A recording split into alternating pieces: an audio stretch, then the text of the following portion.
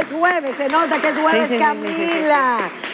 Bueno, hoy no estaba nuestra querida Mariacela Álvarez, como advirtió en el día de ayer, porque va a estar unas cuantas semanas de vacaciones fuera del país. Así es. Muy merecidas, pero aquí está doña Camila y yo. Ay, doña, tratando ya soy doña.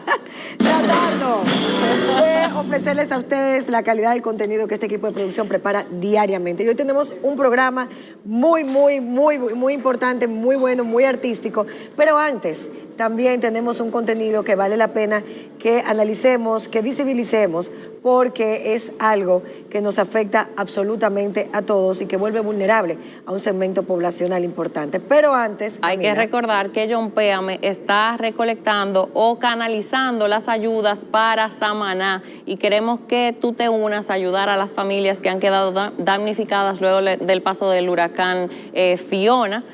Samaná fue una de las zonas más afectadas por el huracán, quedó devastada y sabemos que la infraestructura allá no es tan resistente como las de Punta Cana, tal vez. Hay muchas familias que quedaron sin hogar completamente y no tienen nada ahora mismo. Cualquier ayuda va a ser de muchísima importancia para esas familias y para la población de Samaná. Así los números de teléfono de John Péame, ahí están en pantalla. 829-431-1855. Pueden llamar a Catherine y va a haber, si no es ella, va a haber una persona esperando por su llamada.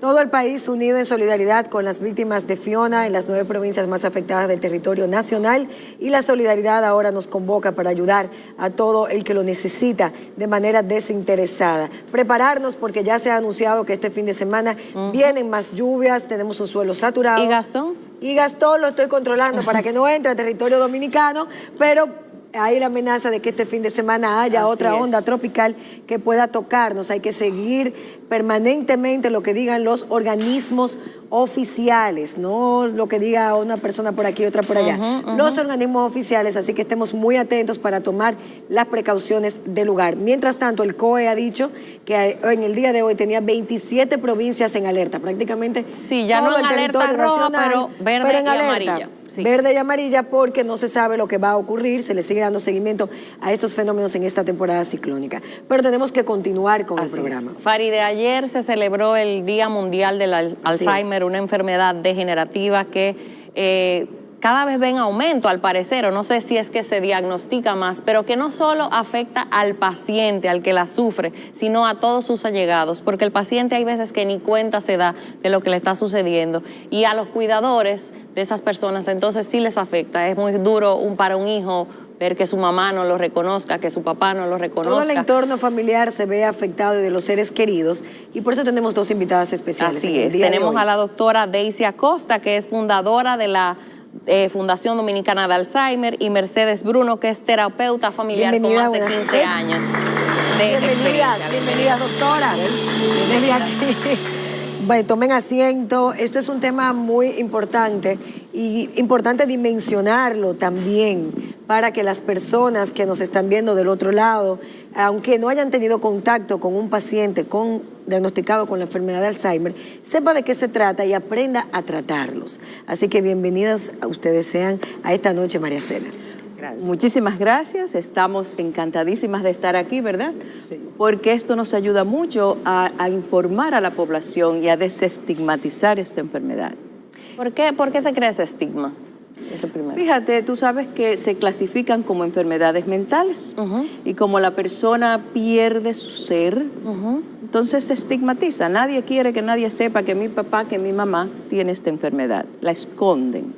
Anteriormente no se hablaba de Alzheimer. Anteriormente, hace quizás 4 o 5 décadas, se mencionaba solamente la demencia senil como algo natural, parte del deterioro físico de los seres humanos a la edad ya en que llegamos a envejecer. ¿Es lo mismo? ¿Hay alguna diferencia? ¿Y cómo se pueden, si hay diferencia, diferenciar, valga la redundancia, una de otra? Claro que hay diferencia. La palabra senil, demencia senil, es un estigma a la vejez misma. Perfecto. Cuando tú dices demencia senil, tú estás implicando de que todas las personas mayores son dementes, y eso no es así. Solamente un 15% de esa población envejeciente realmente puede pasar a lo que se llama una enfermedad de Alzheimer, de manera que tenemos que tener mucho cuidado con el verbo, cómo hablamos de esta enfermedad. Y la misma palabra demencia es estigmatizante pensante, ¿verdad?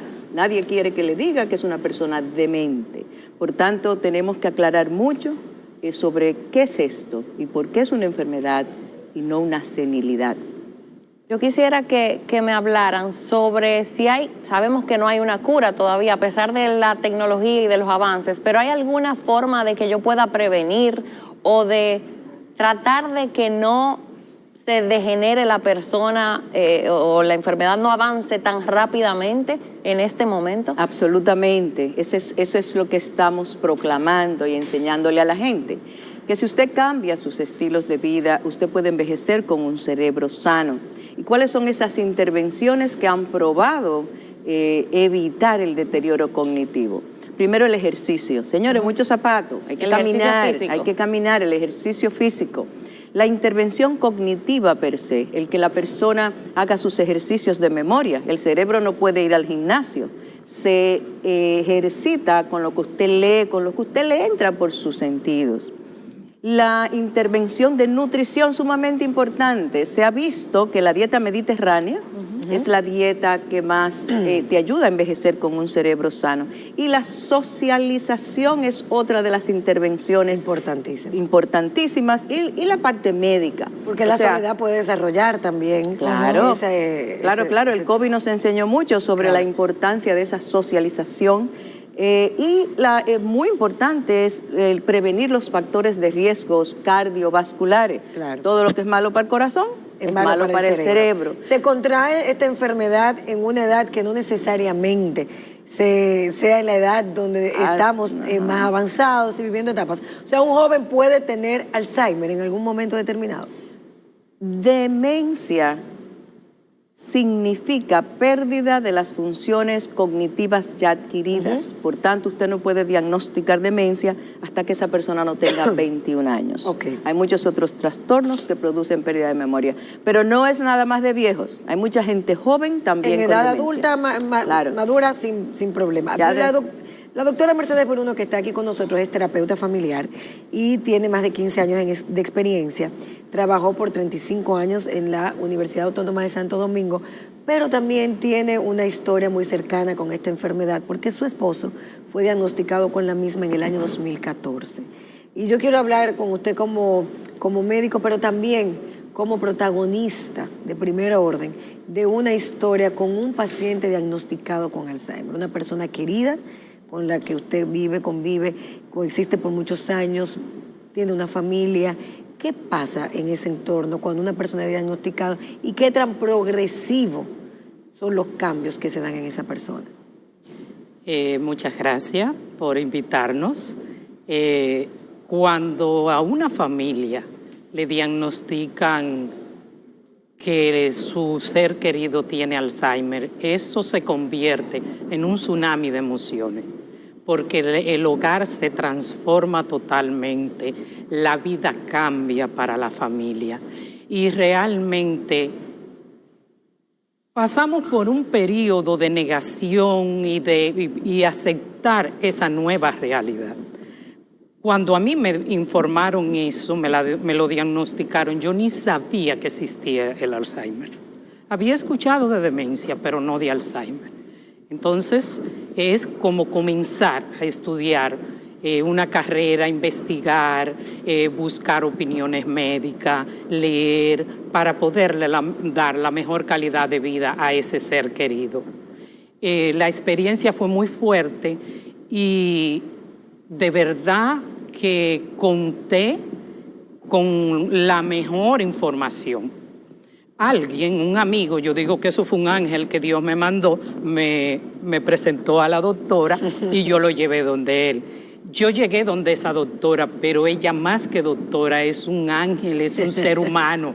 Porque después que ella terminaba de trabajar con mi esposo, entonces se sentaba conmigo a explicarme cómo yo me tenía que cuidar, cómo debía comer, qué debía hacer, qué no debía hacer.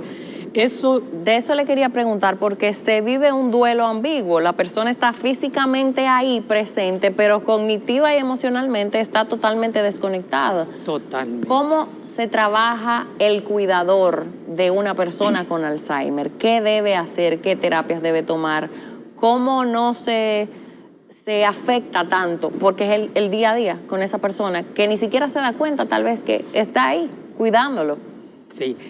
Bueno, yo utilicé una terapia maravillosa porque tengo una fe y yo lo que hacía era que oraba mucho, peleaba con Dios, hablaba con Él, me reconciliaba, todo. Le decía, pero ¿por qué tú me mandas Eso es parte del duelo. ¿Pero eso qué es parte del pasó? proceso. ¿Y por qué a él? Mi esposo fue un hombre maravilloso, un buen padre, un buen esposo. Y yo decía, pero ¿por qué tú le mandaste esto a él?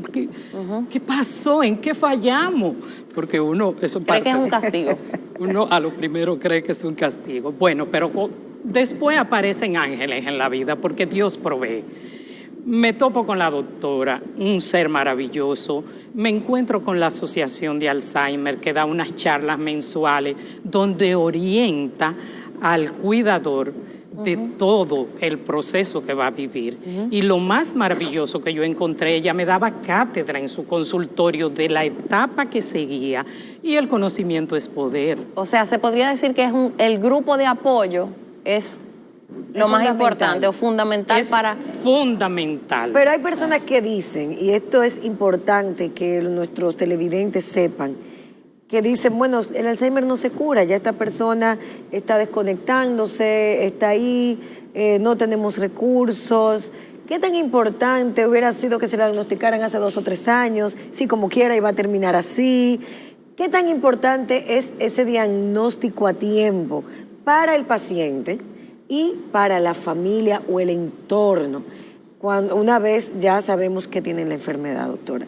¿Qué tan importante es eso? Fíjate, me preocupa el que ustedes me estén diciendo se desconectó y ya no está. No, ese paciente está ahí. La no, gente en una piensa etapa que no. avanzada. El paciente está ahí. La Bueno, ya persona en una piensa que etapa no. muy avanzada, pero aún en muy avanzada, ese paciente sabe que tú estás, que está acompañado. El ponerle la mano, el conversarle, el hablarle es importante. Ese paciente, para que llegue a desconectarse totalmente, hay un trecho entre el diagnóstico y el desconectarse. Correcto. Y eso hay que tener mucho cuidado, porque a veces hablamos delante de esos pacientes como si no estuvieran ahí. Y están escuchando. Claro, entonces vienen después los trastornos conductuales, que se despierta, que no duerme, pero fue todo lo que dijiste delante de él, que creías que no estaba oyendo. Entonces hay que tener mucho cuidado en cómo eso se manejar vea. las iras, las frustraciones, el dolor, todo. Claro. ¿Qué tan importante es ese diagnóstico a tiempo, doctora? Sumamente importante. Yo creo que es lo más importante, porque hay mucho que hacer cuando se da un diagnóstico. Por ejemplo, la familia necesita centrarse y saber lo que hay. Hasta que usted no sabe que hay un diagnóstico, usted cree que el paciente lo está manipulando. Usted no entiende lo que está pasando, ¿correcto o no? Sí. Tú que lo has vivido. Sí. Entonces, eso lo más importante es un diagnóstico, que tiene una enfermedad de Alzheimer. ¿Qué sigue? ¿Qué hay que hacer? ¿Cuáles son los tratamientos? ¿Qué debo de hacer? ¿A dónde voy? ¿Qué busco? ¿Qué hago? Sumamente importante el diagnóstico temprano. Además de que los medicamentos que hay es en ese momento en que funcionan. En que pueden funcionar para detener un poco, retrasar el proceso. Siempre es importante, ¿cuáles son las primeras señales? Tenemos muy pocos segundos para buscar ayuda de una persona. ¿Y a dónde buscar ayuda en este país? ¿A dónde buscar? Lo primero es, señores, primeros indicios. Claro. Se me olvidó las cosas. Mami me llamó y me repitió lo mismo 2 veces. ¿Qué está pasando? Estás repitiendo las cosas. Óigame, no asuma que es la vejez, busque ayuda, porque es ahí donde se va a saber si realmente es un problema de memoria o qué está pasando. ¿Dónde buscamos ayuda, doctora? Tenemos la Sociedad Dominicana de Alzheimer, por supuesto, es muy importante, pero las 3 especialidades, neurología, psiquiatría y geriatría, son las 3 especialidades encargadas de tratar este tipo de trastornos. Hay que seguir hablando de este tema, hay que socializar este tema, hay que ver que todos en algún momento podemos convivir en nuestras casas con un paciente con Alzheimer y que tenemos que tener las herramientas para hacerlo, garantizando la dignidad de todos y la tranquilidad también de todos.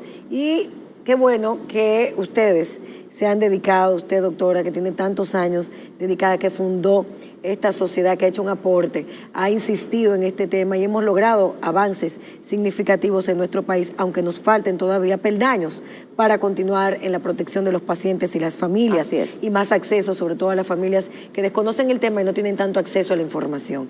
Y veo las iniciativas que realizaron también con el Ministerio de Salud Pública recientemente. Ahí estaban pasando las imágenes, esas imágenes que vieron, fue precisamente de una caminata que se hizo precisamente por el Día del Alzheimer ayer a las 4 de la tarde, que también fue un éxito.